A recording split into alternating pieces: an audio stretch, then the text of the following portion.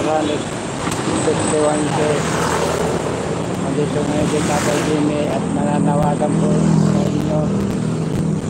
Sana po ay mayroon pong magapagbigay ng informasyon kung saan po nakatira si Jermel Labrador, dahil po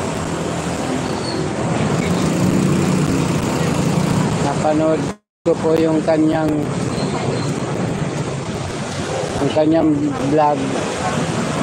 Napanood ko po yung vlog ni Jermel Labrador tungkol po sa vlog sa akin ni punod doon niya doon sa aking pinitirahan sa Quezon City. Nag-vlog si Jermel Labrador na Tatay Jimmy, kung hindi daw ako nagbayaran ni Ford niya sa kanyang pangako, ay siya na lang daw ang magbibigay sa akin. Ngunit pinapapunta ko sa kanila. Hindi ko naman po alam kung saan po ang location nila, Jermel Labrador. Pinapanood ko po yung vlog niya. Nasa 187K na yung viewers. Sana ito pa rin po ito na Sir Jermel Labrador.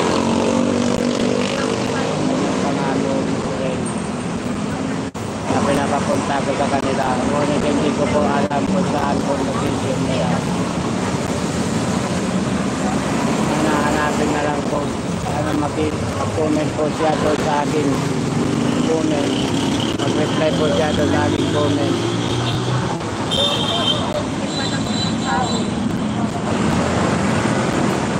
At pinapanood ko po yung kanyang vlog tungkol sa akin.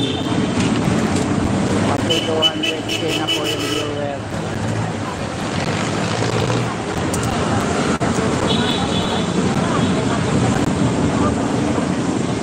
Sana mag-comment po siya.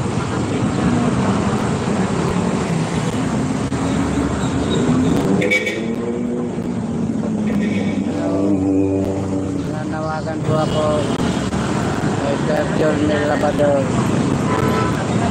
Sana tuparin niyo po itong inyong pangako at napako.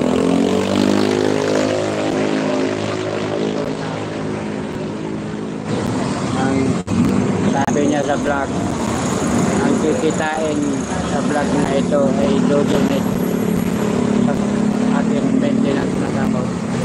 Ngunit magtatatlong taon na lang ay wala pa ako natatanggap.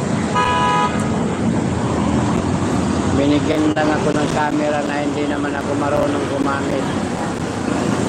Nag-stack up lang, kinalawang hanggang nasira dahil hindi ko po alam gamitin.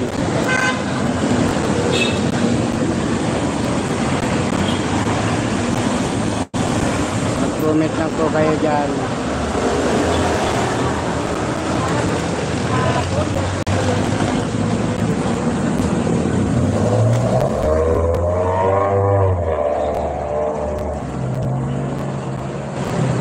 Sana may magbigay po ng informasyon sa akin kung saan ko po pupuntahan sila.